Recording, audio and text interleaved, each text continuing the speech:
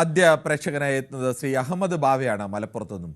ശ്രീ അഹമ്മദ് ബാവ, ഈ ക്രിസ്മസ് ആഘോഷങ്ങളെ തടയുന്ന ഒരു കൂട്ടം ആളുകൾ വഴിയരികിൽ നിന്ന് ക്രിസ്മസിൻ്റെ ഈ സാന്താക്ലോസിൻ്റെ തൊപ്പിയും നക്ഷത്രവും ഒക്കെ വിൽക്കുന്ന ആളുകളെ അവിടെ നിന്ന് വിരട്ടി ഓടിക്കുക, പ്രത്യേകിച്ച് ആഘോഷങ്ങൾ ഞങ്ങളുടെ വിദ്യാലയങ്ങളിൽ നിന്നും പാടില്ല എന്ന് ചിലർ തിട്ടൂരം കൊടുക്കുക, വീടുകളിൽ നക്ഷത്രവിളക്ക് തൂക്കുന്നതിനെ പോലും ഞങ്ങളുടെ വീടുകളിൽ ഞങ്ങൾ തൂക്കില്ല എന്ന് ബോധപൂർവം അങ്ങനെ ഒരു തീരുമാനമെടുക്കുക, അങ്ങനെയൊക്കെ ഈ ആഘോഷങ്ങളോട് ഒരു വിലക്ക് ഏർപ്പെടുത്തുന്ന അല്ലെങ്കിൽ അതിനോട് അസഹിഷ്ണുത പുലർത്തുന്ന രീതി അത് ഇന്ത്യ പോലെ ഒരു നാടിന് യോജിച്ചതാണ്?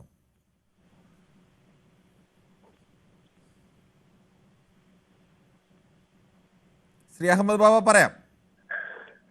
ഹലോ, നമസ്കാരം. നമസ്കാരം. ഞാനൊക്കെ എൻ്റെ ചെറുപ്പത്തില് ഒരു 10-12 വയസ്സായ സമയത്ത് തന്നെ വയനാട്ടിലാണ് ഞാൻ ജനിച്ചു വളർന്നത്.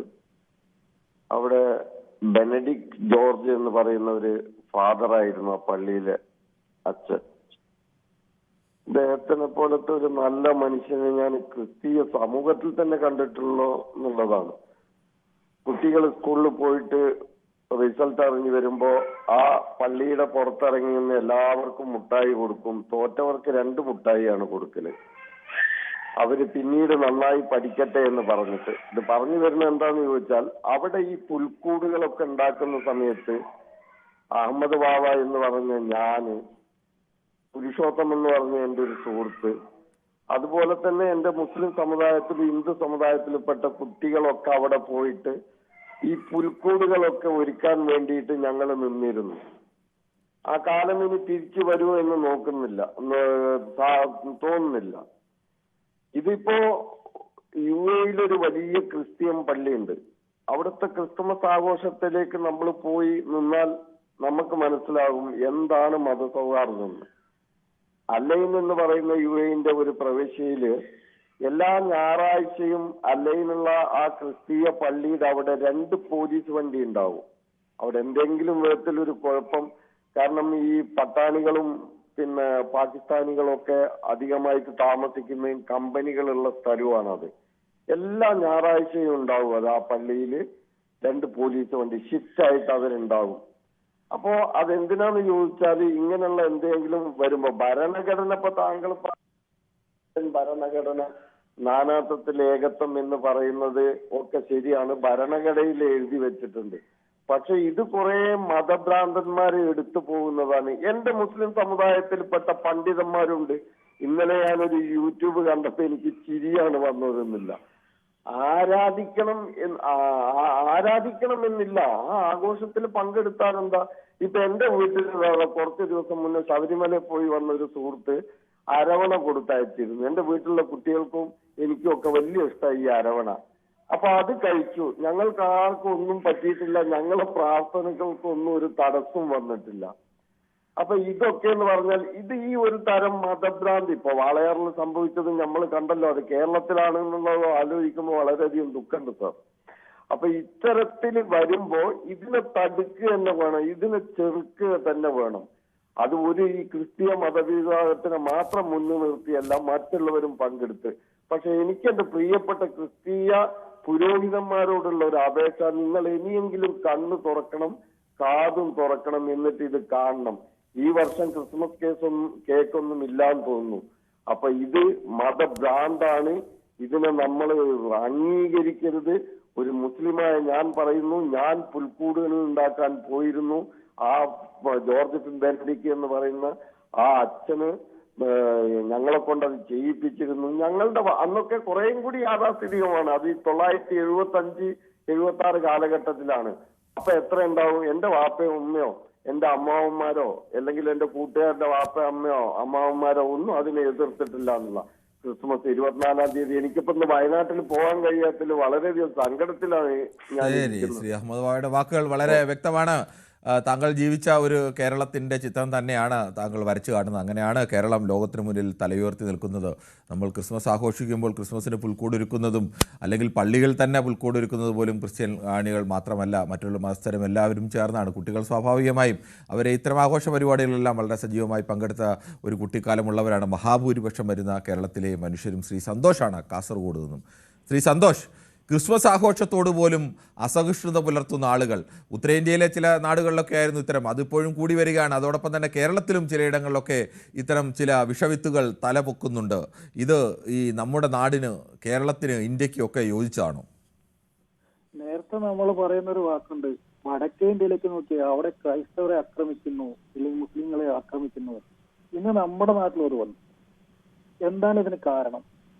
ഇത് കേന്ദ്രത്തിൽ നിന്നുള്ള ഒരു ഇതാണ്. കാരണം കേന്ദ്രം, ഞാൻ ചോദിക്കട്ടെ, എല്ലാം അനുസരിക്കും, മോദി പറഞ്ഞ എല്ലാം അനുസരിക്കുന്നതാണല്ലോ. അപ്പം മോദി പറഞ്ഞാൽ മതി. മോദി ഇത് താലോലിക്കുകയാണ്. നമുക്കറിയാം ബജറംഗ് ദളിന്റെ ഒക്കെ പ്രശ്നം വന്നപ്പോൾ മോദി എന്താണ് ഇടപെട്ടിട്ടുള്ളത്? മോദി പറഞ്ഞാൽ മതി. മോദി പറഞ്ഞാൽ BJP അനുസരിക്കില്ലേ? RSSകാരെ അനുസരിക്കില്ലേ? ഈ പ്രാവശ്യം എന്താ കേക്കൊന്നും കണ്ടിട്ടില്ല. ഇപ്പം നമുക്ക് വാളയാറിൽ തന്നെ കണ്ടില്ലേ അക്രമം, ഒരു മരണമാണ്, ആൾക്കൂട്ട മരണമാണ്. നമ്മൾ നേരത്തെ വടക്കേ ഇന്ത്യയിലേക്കാണ് ചൂണ്ടിക്കാട്ടുന്നത്. നമ്മളിവിടെ ഓരോ പ്രസംഗിക്കും. വടക്കേ ഇന്ത്യയിൽ അവിടെ കാണുന്നില്ലേ മുസ്ലിങ്ങളെയും ക്രിസ്ത്യൻസിനെ ആക്രമിക്കുന്നു എന്ന് പറഞ്ഞിട്ട്. സാറ് നേരത്തെ പറഞ്ഞ മതേതര രാജ്യമെന്ന്. ഇപ്പോ ഇത് മതേതര രാജ്യമാണോ? ഇപ്പൊ നമുക്ക് ാൻ പോലും പറ്റാത്തൊരു അവസ്ഥയിലേക്കാണ് വരുന്നത്. മതേതര രാജ്യമെന്ന് ഒരു നേരത്തെ സങ്കല്പം മാത്രമേ ഉള്ളൂ. ഇപ്പം മതേതര രാജ്യത്തിന്റെ അവസ്ഥയൊക്കെ മാറി. ഇപ്പം ക്രിസ്ത്യൻ, മുസ്ലിം, ഇപ്പൊ വോട്ടിന് വേണ്ടി മാത്രമുള്ള രാഷ്ട്രീയം. ഇപ്പൊ BJP-ക്കാരെന്താണ് ഈ പ്രാവശ്യം കേക്കും കൊണ്ടൊന്നും പോകാത്തത്? ഒന്നും പോകുന്നില്ല. ഇപ്പൊ ഈ അച്ഛന്മാര് പ്രധാനമന്ത്രിയൊക്കെ കാണാൻ പോകുമ്പോഴത്തേക്ക് ശക്തമായിട്ട് അത് അറിയിക്കണം കാര്യങ്ങള്. ക്രൈസ്തവ വോട്ട് കിട്ടാൻ വേണ്ടി മാത്രം തൃശ്ശൂരൊക്കെ ഈ ഇതും കൊണ്ട് പോയില്ലേ? അതൊക്കെ ഓർക്കണം, അച്ഛന്മാരൊക്കെ ഓർക്കണം. ശരി, സന്തോഷം. താങ്കളുടെ അഭിപ്രായം വളരെ വ്യക്തമാണ്. ശ്രീ പ്രദീപാണ് ഇടുക്കിയിൽ നിന്നാണ്. ശ്രീ പ്രദീപ്, ഇന്ത്യ പോലെ രാജ്യത്ത് ഏത് മതക്കാർക്കും അവരുടെ ആഘോഷങ്ങൾ, ആരാധനകളൊക്കെ പങ്കെടുക്കാനും അത് നടത്താനും ഒക്കെയുള്ള അവകാശമുണ്ട്. പല ആഘോഷങ്ങളിലും മതം നോക്കിയല്ല ആളുകളൊക്കെ പങ്കെടുക്കുന്നത്. എല്ലാ മതക്കാരും ആ ആഘോഷങ്ങളിലൊക്കെ പങ്കെടുക്കും. അതിന് പ്രത്യേകിച്ച് ആ മതം മറ്റു മതത്തിൻ്റെ ഒരു ആഘോഷത്തിൽ പങ്കെടുത്തതുകൊണ്ടോ അല്ലെങ്കിൽ അവരുടെ ഒരു കൂടെ ചേർന്നുകൊണ്ടോ ആരുടെയെങ്കിലും സ്വന്തം മതം അതിന് എതിരാവുന്ന ഒരു അവസ്ഥയൊന്നുമല്ല. പക്ഷേ ഇപ്പോഴങ്ങനെയല്ല. പലയിടങ്ങളിൽ നിന്നും ഇത്തരം വിഷവിത്തുകൾ മുള നീട്ടി വരികയാണ്. താങ്കൾക്ക് എന്താണ് ഇതേക്കുറിച്ച് പറയാനുള്ളത്? ഈ പാലക്കാട് നടന്നത് ആരാ നിങ്ങൾ പറഞ്ഞു? ഈ പാലക്കാട് BJP-ക്കാരാണ് നടത്തുന്നത്. അത് ഇന്നിപ്പം പാലക്കാട് രൂപത അധ്യക്ഷൻ ചാനലുകാരോട് പറഞ്ഞിട്ടുണ്ട്. ഒരു മണിക്കൂർ മുമ്പേ കേട്ടാ, ഞങ്ങളുടെ രൂപതയിൽ നിന്ന് ആരും ഈ സ്ഥലത്തേക്ക് പോയിട്ടുമില്ല, അത് ആരാന്ന് അറിയാനും വേല, ഇന്നൊരു സംഭവം ഉണ്ടായിട്ടുമില്ല എന്ന് പറഞ്ഞു. അത് പാർട്ടിക്കാരെ കുറെ പേര് കള്ളു കുടിച്ചിട്ട് ഈ പരിപാടിയായിട്ട് നടന്ന, അത് അവര് തമ്മിൽ എന്താ പ്രശ്നം ഉണ്ടാക്കിയതാ. ശ്രീ പ്രദീപ്, താങ്കളടക്കം ആ ദൃശ്യങ്ങൾ കണ്ടതാണ്. കുട്ടികൾ അവിടെ നിന്ന് ഒരു ബാൻഡൊക്കെ എടുത്തുകൊണ്ട് അവർ ഒരു ക്രിസ്മസ് കരോളിന് പോകുന്നു. ക്രിസ്മസ് കരോളിന് പോകുമ്പോൾ കുറച്ച് ആളുകൾ ചേർന്ന് അവരെ ഭീഷണിപ്പെടുത്തുന്നു. ഒരാൾ അവരുടെ ആ ബാൻഡൊക്കെ അടിച്ചു പൊട്ടിക്കുന്നു. താങ്കൾ അത് കണ്ടതല്ലേ? അപ്പോൾ പിന്നെ ഈ കൊച്ചു കുട്ടികളാണോ കള്ളു കുടിച്ചിട്ട് പോയി അവിടെ കരോൾ നടത്തുന്നത്? അച്ഛന്മാര് പറയണ്ടേ ഞങ്ങളുടെ പരിപാടിയൊന്നും അല്ലാതെ. ഇത് പള്ളിയിൽ നിന്ന് പോയതല്ല പ്രദീപേ. ശ്രീ പ്രദീപ്, ഇത് പള്ളിയിൽ നിന്ന് കരോളിന് പോയതല്ല. ഞങ്ങളുമൊക്കെ കുട്ടിക്കാലത്ത് ഇത്തരം കരോളുകൾക്ക് പോയിട്ടുണ്ട്, എല്ലാവരും പോയിട്ടുണ്ട്. അത് പള്ളിയിൽ നിന്നുള്ളവരോ ക്രിസ്ത്യാനികളോ മാത്രമല്ല പോകുന്നത്, ഹിന്ദുക്കളും മുസ്ലിങ്ങളും എല്ലാവരും പോകും. കുട്ടികളാണെങ്കിൽ അവർ കരോളിലൊക്കെ, ക്രിസ്മസ് കരോളിലൊക്കെ പോകും. അതുകൊണ്ട് ഈ നാട്ടിൽ കരോൾ പറ്റില്ല എന്ന് പറയുന്നതാണോ ന്യായം? BJP-ക്കാരാണ് തല്ലുണ്ടാക്കിയെന്ന് അറിയില്ല, പക്ഷെ തല്ല് കൊടുത്ത ഒരാൾ BJP ബാക്ക്ഗ്രൗണ്ട് ഉള്ള ആളാണ്. എങ്ങനെയാണ്? കേട്ടില്ല. ഏതോ കള്ളു കുടിച്ചോന്ന് തല്ലിയെന്ന് ഞാനത് വിളിച്ചു വെച്ച് പറഞ്ഞത്. അവിടെ പ്രശ്നം ഉണ്ടാക്കി. അവര് തമ്മിൽ എന്താ പറഞ്ഞ, ബാൻഡ് 50 രൂപ ചോദിച്ചിട്ട് കൊടുത്തില്ല. അപ്പൊ അതിനു വേണ്ടി അവൻ ഒരു തൊഴി വെച്ച് കൊടുക്കുന്നത് ആ ബാൻഡിട്ട്, അങ്ങനെ പൊട്ടിപ്പോയെന്ന് പറഞ്ഞത്. അങ്ങനെ അവര് തമ്മിലുള്ള പ്രശ്നം. അല്ലാണ്ട് ഈ ചുമ്മാ വെറുതെ ഈ ആള് ഹിന്ദുക്കളെ മൊത്തം നിങ്ങൾ കുറ്റം പറയല്ലേ? ഹിന്ദുക്കളെ എവിടെ കുറ്റം പറയുന്നത് പ്രദീപ്? ഹിന്ദുക്കൾ ആരും ഈ വൃത്തിയായിട്ട് കാണിക്കാൻ നിൽക്കില്ല. മതപരിയന്മാരെ ഹിന്ദുക്കൾ എന്നും വിളിക്കരുത്, മുസ്ലിം എന്നും ക്രിസ്ത്യാനി എന്നും വിളിക്കരുത്. അവരെ ആരെയും ഒരു മതത്തിന്റെ പരിധിയിൽപ്പെടുന്നവരല്ല. BJP-ക്കാരനും RSS-കാരനും നമ്മൾ അറിഞ്ഞു പോലിട്ടില്ലേ സംഭവം? ഈ BJP RSS എന്ന് പറഞ്ഞുകൊണ്ടോ അല്ലെങ്കിൽ അവർ തീരുമാനമെടുത്ത് നടപ്പാക്കിയെന്ന് ആരും പറഞ്ഞില്ലല്ലോ ഇവിടെ. ഇത്തരം കാര്യങ്ങൾ ചെയ്യുന്നവർ ആരായാലും, അത് ഏത് രാഷ്ട്രീയക്കാരായാലും അവരെ അംഗീകരിക്കാൻ കഴിയില്ല. അതിന് സംശയമൊന്നുമില്ല. ഈ RSS-കാരനായിട്ട് എങ്ങനെ വന്നു എനിക്കറിയാൻ മേല. ഇന്ന് അച്ഛൻ തന്നെ ഞങ്ങൾക്ക് അറിയാൻ. പ്രദീപിന് അറിയാൻ വയ്യാത്ത കുറെ കാര്യങ്ങൾ ഇവിടെ നടക്കുന്നുണ്ട്. പ്രദീപ് അതൊക്കെ കണ്ടു കാണുകയും പഠിക്കുകയും ഒക്കെ ചെയ്യും.